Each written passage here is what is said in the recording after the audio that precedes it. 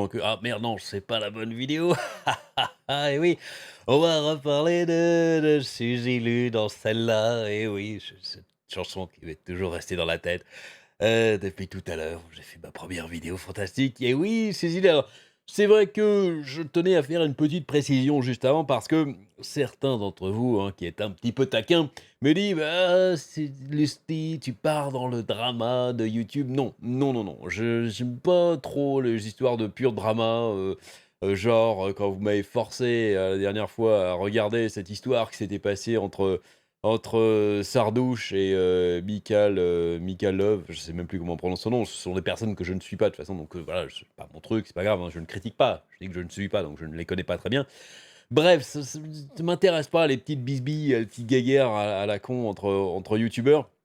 Mais, je me sers du cas de Suzy qui est un parfait exemple pour illustrer les problèmes qui peuvent, éclore avec les règlements de YouTube. Je prends ça juste pour illustrer et ça suivait parfaitement, en fait, une vidéo que j'avais faite sur les règlements de YouTube où ils avaient présenté leurs nouveaux règlements sur le harcèlement entre youtubeurs et ils avaient dit: «Maintenant, voilà, vous pourrez, eh bien, reporter d'autres youtubeurs qui font des vidéos sur vous. Si vous êtes harcelé par eux, vous pouvez le rapporter, on prêtera beaucoup plus attention à ça et c'est un vrai règlement maintenant, voilà».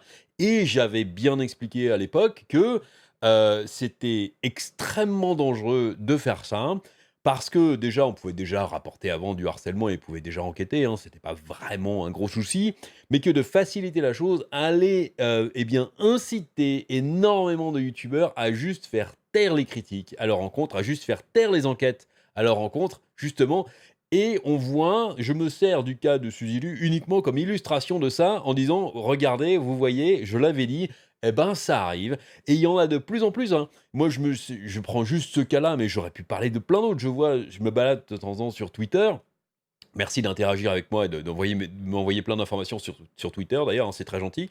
Je vois plein d'autres histoires comme ça où on m'interpelle d'ailleurs parce que je parle de ça. On m'a interpellé sur, je crois que c'est le Radi Radier qui s'est fait striker justement parce qu'il avait juste débunké des trucs et les mecs se sont dit: «Ah non, tu nous harcèles, c'est pas bien». Voilà, alors c'est pas du harcèlement, c'est juste une enquête. C'est c'est hallucinant. J'ai eu aussi l'autre sur un ah non, mais vous m'embêtez avec ça. Un mec qui chasse des fantômes, quoi. Je suis là, non, mais vous franchement, vous avez pas mieux.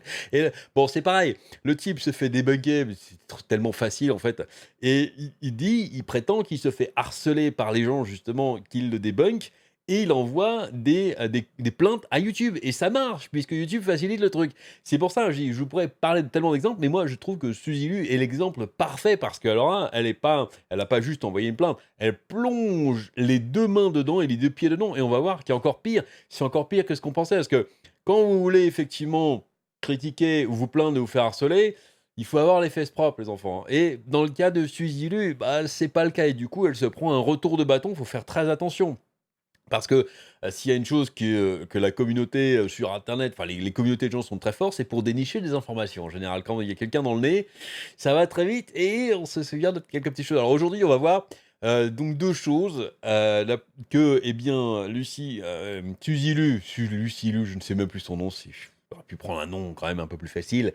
Donc Suzy Lu, eh bien, se plaint de harcèlement, mais elle a elle-même un petit passé d'intimidation envers d'autres personnes, c'est quand même assez ça a un fumet un petit peu délicieux et puis on va voir aussi que, eh bien, elle a avoué franchement que ce qu'elle faisait, c'est mal. Elle a avoué c'est assez génial, elle avoue, elle confesse. Mon Dieu, que j'adore ce mot «confesse», c'est composition magnifique. Alors allez, c'est parti, allez, on va rigoler après cette petite introduction. Donc voilà, un petit message ici ça date de 2017. Et oui, il y a une petite histoire qui s'était passée, c'est dans le Daily Mail, regardez. Des tweets qu'elle avait passés. Alors c'est vrai que maintenant on peut plus se référer à ça parce que elle a vidé de son Twitter entièrement. C'est bien, il paraît que ça en effaçant les preuves, il y a plus de preuves. Bah non, parce qu'il y a toujours des articles, il y a toujours des gens qui ont gardé des copies et il y a des gens qui ont gardé des souvenirs. C'est comme ça que ça marche sur un ordinateur, on peut faire du copier, on peut garder des trucs. C'est la magie d'internet. Donc voilà, donc elle n'est pas à l'abri de ce rappel, de petites piqûres de rappel justement, parce qu'elle avait fait des tweets qui critiquaient les mecs qui bossaient chez McDo. Ah, c'est génial, parce qu'ils étaient à l'époque, eh bien ils étaient en manif, voilà, parce qu'ils voulaient gagner un petit peu plus. C'est vrai que bon, travailler chez McDo, on gagne pas beaucoup.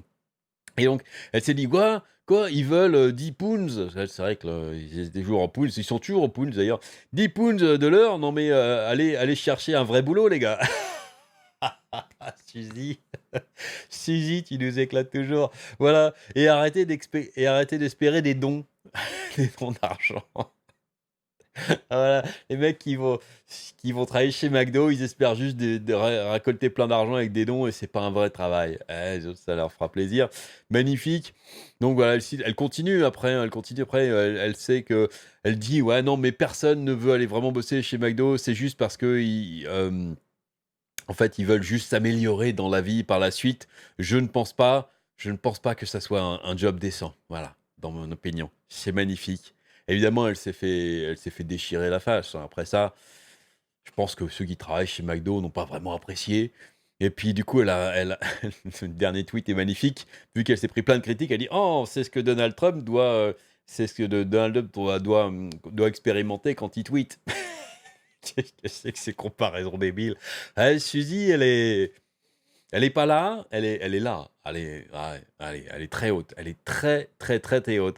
Et eh bien, il y a une petite suite à ça justement. Là, on va traiter le cas où elle intimide ouvertement quelqu'un. Donc, elle a fait ce tweet en 2017 et tout se passait bien et puis un jour, eh bien, elle vient sur le stream d'une personne qui faisait du Resident Evil, et elle dit: «Bonjour, salut» et puis les autres gens la remarquent et disent: «Tiens, Suzy Lu».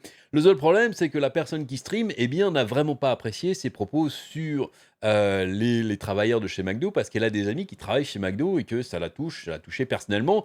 Donc elle dit: «Voilà, je suis désolée Suzy, mais moi j'ai vraiment pas aimé ce que tu as dit donc eh bien, je te vire de mon stream». Donc elle l'a banni, de son stream. Ah, c'est son droit, on peut juger après, hein, du bien fondé, mais en tout cas, c'est son droit, il y a rien contre ça. Et eh bien, cette chère Suzy n'a pas apprécié et donc a fait un petit montage de la vidéo du stream justement et où elle se fait bannir et l'a mis sur Twitter en disant: «Ouais, c'est pas cool, voilà, c'est vraiment pas cool de se faire bannir, pour ça». Et donc la personne qui faisait le stream a dit: «Bah, écoute, je suis désolé, mais c'est pas génial de faire ça. Donc vu que tu diffuses un petit bout de mon stream à moi, eh bien, je vais te DMCA comme quoi l'histoire se répète, c'est magnifique. Je vais te DMCA, je vais te non, c'est pas la chanson DMCA, enfin, ouais, mais non, c'est DMCA, c'est donc pour copyright, on va dire. Donc ton tweet, voilà, c'est magnifique et le problème, c'est qu'il faut savoir que et ça, retenez bien ça, si jamais quelqu'un fait un tweet, qui ne vous plaît pas ou qui vous vole votre contenu ou que vous voulez f rapporter un DMCA, il faut savoir que, quand vous le faites, eh bien, vous donnez, à la personne dont vous plaignez vos informations personnelles. Vous devez livrer vos informations personnelles et donc cette personne a accès à vos informations personnelles pour pouvoir vous répondre. Parce que il peut engager une procédure légale justement. Donc les données personnelles sont informées. Donc c'est pour ça, si jamais ça vous arrive, prenez, une adresse, vous savez, une adresse, en fait, ouais, j'allais dire une adresse mail, une boîte postale, voilà, une boîte postale, comme ça, il y a votre nom, mais il y a pas c'est pas votre vraie adresse, là, c'est l'adresse de la boîte postale dans la poste, où vous allez, voilà. Donc c'est plus anonyme, vous pouvez faire ça. Ça d'ailleurs, pour ça qu'ils ont fait ça, sur leur site, hein, se référer à ma dernière vidéo. Bref, Suzy Lu, eh bien, qu'est-ce qu'elle a fait? Ah, ben elle a décidé de menacer, ça lui a pas plu de se faire DMCA comme quoi, hein, ça lui a pas plu, mais elle le fait aux autres après, c'est magique. Et donc voilà, elle dit voilà: «Je ne savais pas, qu'on pouvait se taper un DMCA sur Twitter. Attention, parce que ça donne, eh bien, ton nom complet, ton adresse aussi, avec un petit smiley avec une petite langue. Ah, fais attention!» Ah, c'est génial d'écrire ça, c'est magnifique. Alors évidemment, tous ses fans, elle avait déjà un bon groupe de fans à l'époque, lui ont dit: «Ah mais si, vas-y, file-nous son adresse, on va on va lui envoyer des saloperies, on va les trucs, ça les a excités et puis évidemment l'autre personne s'est fait harceler sur Twitter pendant très longtemps et Suzy Lu n'a évidemment rien dit. Elle n'a pas cherché à calmer, ses groupies, voilà, c'est magique. D'autant plus magique que, eh bien, aujourd'hui, elle se plaint de cette fête d'Oxé. Elle se plaint que des gens ont trouvé son vrai nom et potentiellement, son adresse et son truc de téléphone et que ça commence à circuler. C'est con, hein, de menacer les gens de divulguer leurs informations, ce qu'elle n'a pas fait, hein, je le rappelle. Elle l'a pas fait à l'époque, mais du coup, d'après, de s'en plaindre que des gens, eh bien, ont trouvé l'information. Alors après, elle se plaint d'un youtubeur qui a diffusé ça, je pense pas que ça soit lui, d'autant que d'autres sur Twitter ont trouvé que c'était, en fait, très, très, très facile, eh bien, de trouver, en fait, le nom, d'ailleurs, ils ont trouvé son mec sur LinkedIn, tout simplement. Donc voilà, c'est en fait, des fois, c'est assez facile de trouver les gens parce qu'ils ont avec leurs photos, de faire des recherches sur LinkedIn, sur des sites officiels, en fait, ou les sites pro, c'est relativement facile maintenant. Il y a tellement d'informations sur le net, donc bon, on donne tellement d'informations que c'est très facile de les retrouver derrière. Donc voilà, c'est la petite histoire un petit peu amusante et ce n'est pas fini, ce n'est pas fini. Regardez, hier, j'avais, donc parlé de son Patreon qui était fermé, parce qu'elle pouvait plus mettre ses vidéos sur Vimeo. Alors, le truc, c'est que j'avais publié donc le seul message qui était resté, c'était son explication de pourquoi elle était partie. Son explication, c'était bidon en disant, «Non, c'est parce qu'on voulait faire un site à part, on voulait faire ça depuis très longtemps, donc maintenant tout sera sur notre site avec du merchandising, vous pourrez acheter, des mugs avec ma tête dessus, des t-shirts avec, ce que vous voulez, on s'en fout et donc j'avais dit et d'ailleurs tout ça a été viré maintenant, il y a plus rien du tout sur sa Patreon. Vous pouvez toujours payer, hein, ça elle l'a pas viré. Vous pouvez toujours payer mais il y a rien.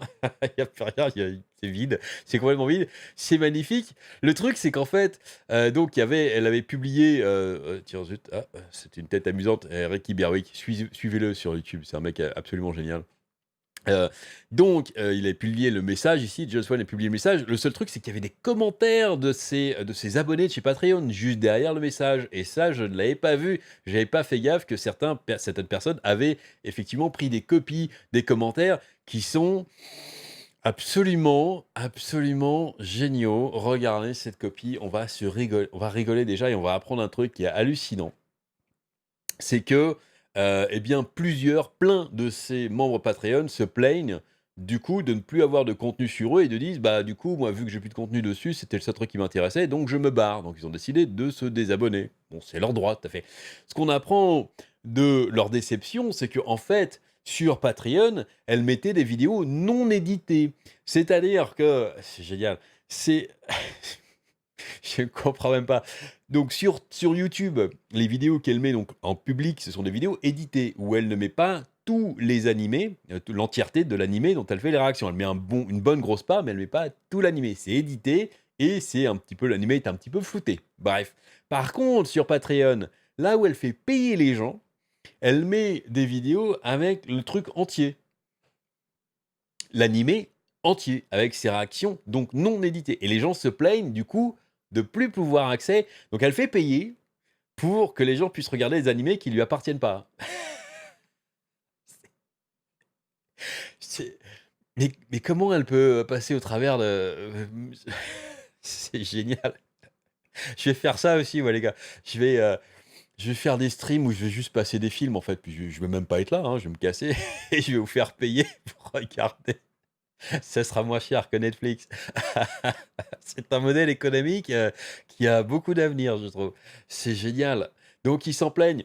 Bref et donc ce qui est gé là, on va lire juste, je vais terminer avec ça. Je vais pas vous embêter plus longtemps avec Suzy Lu, même si franchement, elle nous fait rire. Elle devrait faire un numéro de stand-up ou de comique, je pense qu'elle ferait un carton.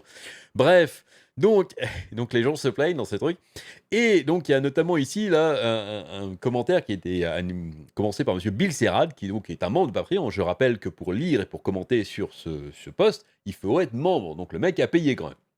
Donc il dit voilà, donc maintenant à la place d'avoir des vidéos non éditées sur Patreon, donc maintenant on peut acheter du merchandising sur de ton site. Bah merci. C'est vrai qu'il a un petit peu raison, parce que sur le site, je pense pas qu'elle puisse mettre des vidéos non éditées, elle va le dire après. Elle dit: «Voilà, bon, si c'est tout ce que tu as retenu, bah, je me sens pas bien pour toi, hein, vraiment, c'est con pour toi». Elle agresse en plus, c'est génial parce qu'il y a plus d'une page, je vous mets juste la plus intéressante. Elle agresse tous les mecs qui se plaignent, c'est génial. C'est-à-dire les mecs payent pour venir voir ton contenu et tu les agresses juste parce qu'ils émettent des critiques. Bref. Et donc, monsieur Orochimaru, derrière, dit voilà, elle ne peut pas poster des vidéos non éditées, mais je ne comprends toujours pas pourquoi elle pouvait les mettre avant. Est-ce que quelque chose a changé? C'est une très bonne question. Et Suzilu de répondre personne n'est vraiment autorisé à poster des vidéos non éditées. Personne n'est vraiment autorisé à poster des vidéos non éditées. Les gens eh bien, s'en sortaient, en fait, juste avant, ils passaient au travers des gouttes jusqu'à présent. Personne, elle le dit, personne n'était autorisé à publier. Donc, elle publiait des vidéos en réalité et elle admet que c'est interdit. Je veux dire, si jamais, parce elle fait beaucoup de menaces juridiques, si jamais il y a un truc qui se passe, bah voilà quoi. Il suffit de poster ça. Elle admet qu'elle a tort, et elle admet que les gens passaient juste au travers des gouttes avant que les mecs se plaignaient pas trop, mais que là, maintenant, bon, ça suffit. Ah, si j'ai lu, tu nous fais rêver. C'est magnifique, c'est un puissant fin de rigolade, cette personne. Bon, alors, c'est vrai que la plupart des youtubeurs qui font des vidéos critiquelles se prennent plein de messages et des emails de ses fans. Moi, j'ai de la chance. C'est que sûrement que ses fans, enfin les plus virulents en tout cas, sont tellement bêtes qu'ils ne doivent pas parler français, ils ne doivent pas parler de deuxième langue, donc je suis assez tranquille. On sait jamais. Peut-être que je vais recevoir un message, je le publierai, ça va faire rire, je pense. Allez, j'espère que ça vous aura plu. Dites-moi ce que vous en pensez dans les commentaires. Amusez-vous bien et à très bientôt. Si tu ne veux pas perdre ton âme, like cette vidéo et abonne-toi maintenant.